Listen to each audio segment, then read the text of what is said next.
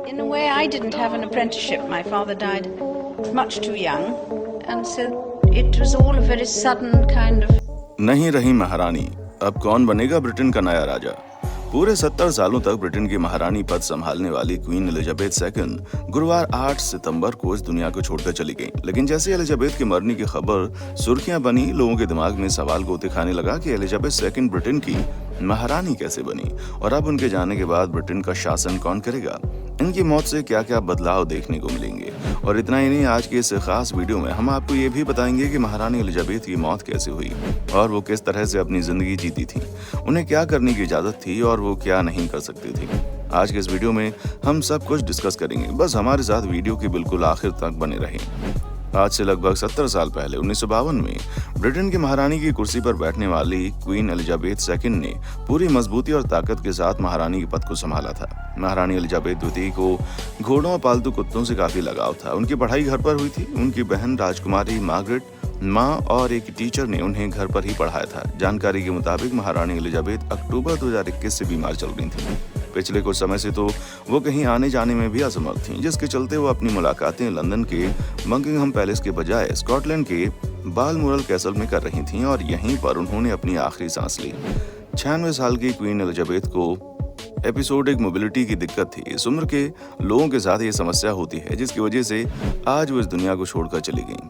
लेकिन इनकी जिंदगी का 96 सालों का सफर बहुत ही ज्यादा शानदार रहा, जो सिर्फ 13 साल की उम्र में प्यार में पड़ गईं। ब्रिटेन की महारानी एलिजाबेथ द्वितीय और प्रिंस फिलिप यानी ड्यूक ऑफ एडिनबरा की शादी 20 नवंबर 1947 में हुई थी।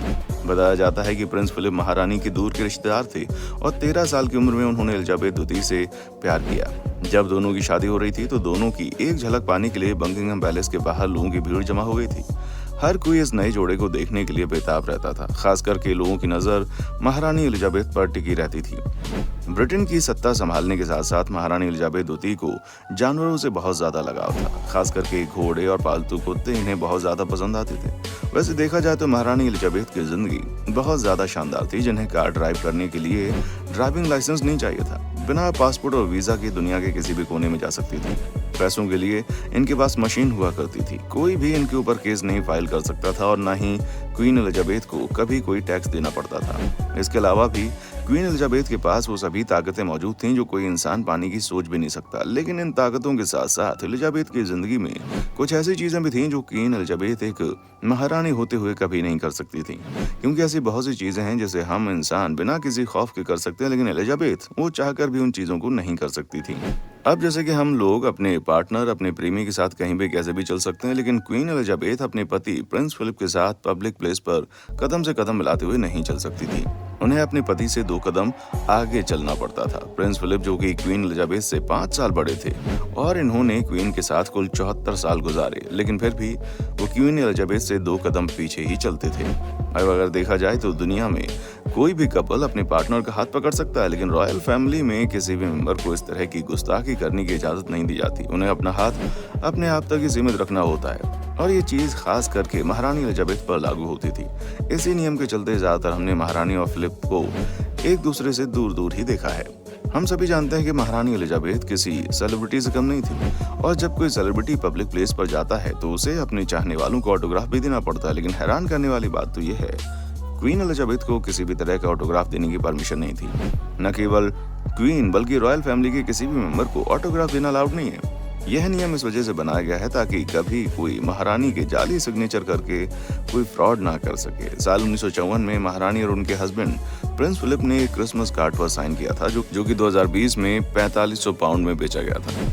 इतना ही नहीं, ऑटोग्राफ के साथ साथ महारानी को पब्लिक में सेल्फी लेना भी अलाउड नहीं था। एक पब्लिक गैदरिंग में जब क्वीन एलिजाबेथ मौजूद थीं, तब एक लड़की ने जल्दी से क्वीन की सेल्फी ले डाली, जिस पर क्वीन ने उस लड़के को काफी गुस्से से देखा और ये चीज तस्वीरों में साफ साफ बयां हो रही है, क्योंकि महारानी को रॉयल फैमिली के मेंबर के अलावा किसी के साथ भी पब्लिक गैदरिंग में सेल्फी लेने की इजाजत नहीं थी। अब अगर अगले पॉइंट पर नजर डालें तो यूनाइटेड किंगडम में तमाम लोगों को अपना पॉलिटिकल ओपिनियन जाहिर करने की पूरी इजाजत है, लेकिन महारानी एलिजाबेथ को पॉलिटिकल मामलों में बिल्कुल न्यूट्रल रहना पड़ता था, जिसका सीधा सा मतलब ये है कि महारानी किसी पॉलिटिकल पार्टी को सपोर्ट कर सकती थी, ना ही खुद वोट देने जा सकती थी। जी हाँ, उनके पास वोट देने तक की इजाजत नहीं थी। दोस्तों, आम लोगों के लिए डिनर पार्टीज में जाकर गपशप लगाना बहुत ही कॉमन चीज है, जहाँ ज्यादातर लोग फ्रेंड्स और फैमिली के साथ रिलैक्स करने जाते हैं। लेकिन क्वीन एलिजाबेथ के पास डिनर पार्टीज में दूसरों से बात करने की आजादी नहीं थी। डिनर पार्टी में अगर इनको अपने बराबर वालों से बात करनी हो तो वो पहले अपने राइट साइड में बैठे गेस्ट से बात करती थी और उसके बाद उनको अपने लेफ्ट साइड पर बैठे गेस्ट से बात करने की परमिशन होती थी। ये रॉयल डिनर का बड़ा नियम है जिसे क्वीन एलिजाबेथ को मानना ही पड़ता था, क्योंकि एक बार फार्मूला 1 ड्राइवर लेविस हैमिल्टन एक डिनर पार्टी में महारानी के लेफ्ट साइड पर बैठे थे। जब उसने महारानी से बात करने की कोशिश की तो महारानी ने तुरंत उसे टोका कि पहले मैं अपने राइट वाले गेस्ट से बात करूंगी, फिर आपसे बात करूंगी। इतना ही नहीं, अगर डिनर पार्टी महारानी की तरफ से रखी जाती है तो उसमें आने वाले मेहमान 13 से कम होंगे या फिर 13 से ज्यादा, लेकिन पूरे 13 गेस्ट कभी नहीं बुलाए जाते थे। कई बार ऐसा हो भी चुका है कि अगर मेहमानों की संख्या 13 हो रही होती है तो एक को कैंसिल कर दिया जाता है या फिर एक को एक्स्ट्रा बुला लेते हैं। कहते हैं कि 13 नंबर महारानी का अनलकी नंबर था, इसलिए वो कोई भी चीज 13 संख्या के साथ नहीं करती थी। और अगर हम बैठने के तरीके के बारे में बात करें तो नॉर्मल हम किसी कुर्सी वगैरह पर अपने पैरों को क्रॉस करके बिल्कुल कंफर्टेबल तरीके से बैठना पसंद करते हैं। खास करके महिलाएं इस तरह से बैठती हैं, लेकिन रॉयल फैमिली की महिलाओं का बहुत कड़े तरीके से बैठने का नियम मानना पड़ता है, जहाँ रॉयल फैमिली की महिलाओं को अपनी टांगे क्रॉस करके बैठने की इजाजत नहीं होती। और इस नियम को सबसे पहले क्वीन एलिजाबेथ को फॉलो करना होता था, इसलिए वो कभी भी किसी के सामने भी अपने पैरों को क्रॉस करके नहीं बैठती थी। जहां रॉयल फैमिली की महिलाओं को एक खास अंदाज में बैठना होता है, जिसमें घुटनों को एक दूसरे में मिलाकर टांगों को बिल्कुल सीधा रखना होता है। एक इंटरव्यू के दौरान क्वीन एलिजाबेथ ने बताया कि उनको अब इस नियम की इतनी आदत हो गई है कि टांगे क्रॉस करके बैठने से उन्हें अब दर्द होने लगा है।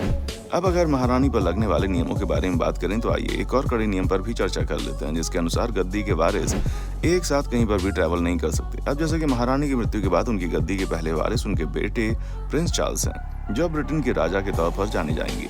प्रिंस चार्ल्स जिनकी उम्र 73 साल की हो गई है। उनके बाद गद्दी का दूसरा हकदार चार्ल्स के बेटे प्रिंस विलियम है और उसके बाद तीसरा वारिस प्रिंस जॉर्ज हैं। अब नियम के मुताबिक ये तीनों वारिस एक साथ ट्रैवल नहीं कर सकते। प्रिंस जॉर्ज जब 14 साल का हो जाएगा तो उसे भी अपने पिता प्रिंस विलियम के साथ ट्रैवल करने की इजाजत नहीं होगी। ये नियम इसलिए लगाया जाता है ताकि अगर ट्रैवलिंग के दौरान कुछ हो जाता है तो गद्दी के सभी हकदार एक साथ खत्म नहीं होनी चाहिए, बल्कि किसी न किसी को शासक की गद्दी संभालने के लिए जिंदा होना चाहिए। तो दोस्तों, ये थी क्वीन एलिजाबेथ की जिंदगी, जो अब 96 साल की उम्र में समाप्त हो चुकी है। यानी कि अपनी आंखों के सामने भारत को गुलाम बनने से लेकर उसे आजाद बनने तक हर एक चीज देखने वाली क्वीन एलिजाबेथ अब हमारे बीच में नहीं है। हालांकि अब उनके बेटे प्रिंस चार्ल्स उनकी गद्दी को संभालेंगे और ब्रिटेन पर राज करेंगे, लेकिन जो शासन क्वीन एलिजाबेथ ने पूरे 70 सालों के अंतराल में उन्होंने किया, उसने सच में रिकॉर्ड तोड़ दिया। पहली बात तो ये सबसे ज्यादा शासन करने वाली महिला बन गई, ऊपर से इनका शासनकाल बहुत ही ज्यादा उतार चढ़ाव भरा रहा, लेकिन बिना किसी चीज के बारे में सोचे वो लगातार रॉयल फैमिली के नियमों के साथ ब्रिटेन की कमान बड़े शानदार तरीके से हाथों में लेकर बैठी रही। यही वजह है कि महारानी की मृत्यु की खबर लोगों तक पहुंचते ही हर किसी ने इस पर प्रतिक्रियाएं देनी शुरू कर दी। कई सारे देश के प्रेसिडेंट और प्राइम मिनिस्टर्स ने महारानी की मृत्यु पर दुख जताया, जिसमें हमारे देश के प्रधानमंत्री नरेंद्र मोदी भी शामिल हैं। बाकी आपका महारानी की मृत्यु पर क्या रिएक्शन है, कमेंट सेक्शन में आकर बताएं और इसी तरह की वीडियोस को देखते रहने के लिए चैनल को लाइक, शेयर और सब्सक्राइब जरूर करें। देखने के लिए शुक्रिया। दोस्तों, आपको स्क्रीन पर 2 और वीडियोस दिखाई दे रही हैं, जिसे देखने के लिए स्क्रीन पर क्लिक करें।